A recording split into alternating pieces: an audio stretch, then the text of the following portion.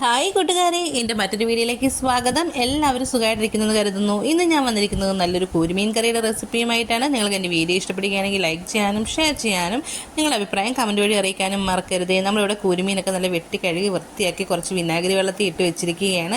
പിന്നെ നമ്മളിവിടെ ഒരു 10-12 അല്ലി ചെറിയുള്ളി എടുത്തിട്ടുണ്ട്.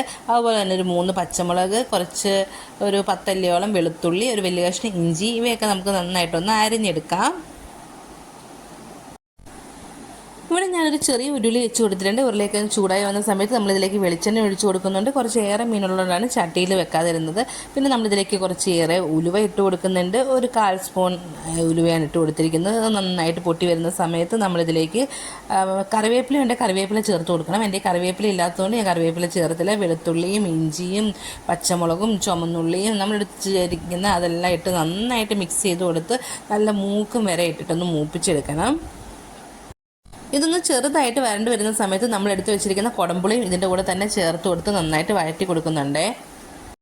ഇടയനെ വിളിച്ചു ഞാൻ കരഞ്ഞപ്പോ ഉടനവനരികിൽ അണഞ്ഞരുളി, ഭയന്നൊരു നിമിഷവും തളരരുതേ, ഉറങ്ങുകില്ല മയങ്ങുകില്ല, നിന്റെ കാൽ വഴുതാനിടയാവുകില്ല, ഉറങ്ങുകില്ല മയങ്ങുകില്ല, നിന്റെ കാൽ വഴുതാനിടയാവുകില്ല.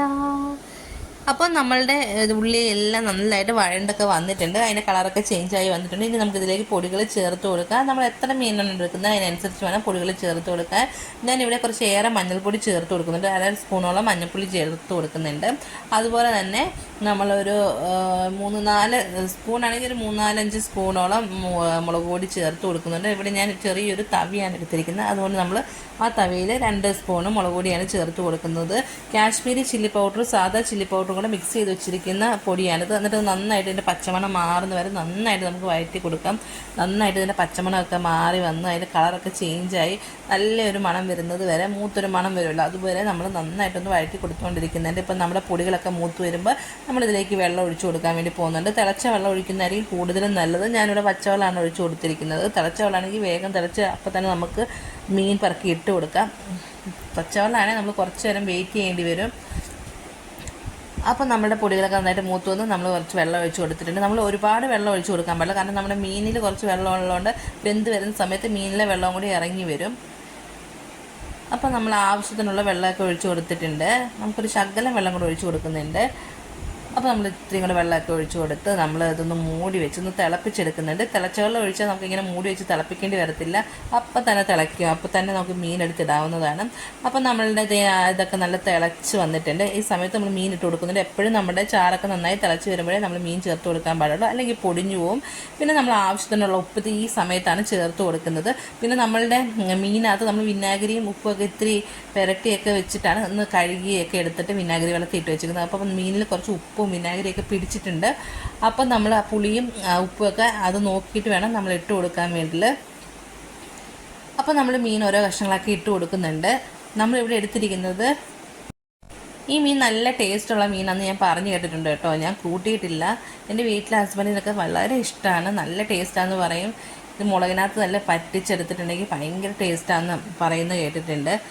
അപ്പോൾ നമ്മൾ മീനൊക്കെ ഓരോന്നോരോന്ന് പറക്കി ഇട്ട് കൊടുക്കുന്നുണ്ട്. മീനൊക്കെ നന്നായിട്ട് വെന്തൊക്കെ വരുന്നവരെ നമുക്ക് ഇത് പറക്കിയിട്ടതിന് ശേഷം മൂടി വെച്ചൊന്ന് വേവിച്ചൊക്കെ എടുക്കുക. അപ്പോഴത്തേക്കും നമ്മുടെ മീൻ മുങ്ങിക്കിടക്കാനുള്ള ഭാഗത്തിന് ചാറ് വരും. മീനിൽ നിന്നുള്ള വെള്ളം കൂടെ കുറച്ച് ഇറങ്ങും. അതുകൊണ്ടാണ് നമ്മൾ അധികം ചാറ് വെച്ച് കൊടുക്കാത്തത്. പച്ചയാ പുൽമേട്ടിൽ നയിക്കാം, ജീവജലം നൽകി നിന്നെ ഉണർത്താം, ഇരുളല വീഴും താഴ്വരയിൽ നിന്നും കൂടെ വരാം. അപ്പോൾ നമ്മളുടെ മീനൊക്കെ നമ്മൾ ഇട്ട് കൊടുത്തിട്ടുണ്ട്. മീനിൻ്റെ തലയെല്ലാം നമ്മൾ ഇട്ട് കൊടുത്തിട്ടുണ്ട്. എന്നിട്ട് നന്നായിട്ടൊന്ന് നമ്മുടെ ചാറിലേക്കൊന്ന് താത്ത് വെച്ച് കൊടുക്കുന്നുണ്ട്. നമ്മുടെ മീൻ മുങ്ങി കിടക്കാൻ പാകത്തിന് ചാറില്ല. അപ്പോൾ കുറച്ച് നേരം കഴിയുമ്പോൾ നമ്മളുടെ മീനിൽ ആ വെള്ളമൊക്കെ ഇറങ്ങി വരുമ്പോൾ കുറച്ചും കൂടെ ചാറാവും. അപ്പോൾ നിങ്ങളെല്ലാവരും ഇതേ രീതിയിലൊന്ന് ട്രൈ ചെയ്ത് നോക്കണം. അന്ന് എടുക്കാനാണെങ്കിൽ മല്ലിപ്പൊടി ചേർത്ത് കൊടുത്താലും നല്ല ടേസ്റ്റ് ആയിരിക്കും. അപ്പോൾ നമ്മളുടെ മീനൊക്കെ നമ്മളൊന്ന് മൂടി വെച്ച് ഒന്ന് കൊടുക്കുന്നുണ്ട്. നമ്മൾ ഇടയ്ക്ക് തലയ്ക്കൊന്ന് തിരിച്ച് വെച്ച് കൊടുക്കും കേട്ടോ. അപ്പം നമ്മുടെ മീനൊക്കെ നോക്ക് നന്നായിട്ട് ഇപ്പം മീൻ മുങ്ങി കിടക്കാനുള്ള ചാറൊക്കെ ആയി നന്നായിട്ട് നമ്മുടെ മീനൊക്കെ വെന്ത് വന്നിട്ടുണ്ട്. നിങ്ങളെല്ലാവരും ഇതേ രീതിയിലൊന്ന് ട്രൈ ചെയ്ത് നോക്കണം. നിങ്ങൾക്ക് എൻ്റെ വീഡിയോ ഇഷ്ടപ്പെടുകയാണെങ്കിൽ ലൈക്ക് ചെയ്യാനും ഷെയർ ചെയ്യാനും കമൻറ്റ് ചെയ്യാനും മറക്കരുതേ. ഇനി അടുത്തൊരു വീഡിയോ ആയിട്ട് വീണ്ടും കാണുന്നവരെ താങ്ക്സ് ഫോർ വാച്ചിങ്.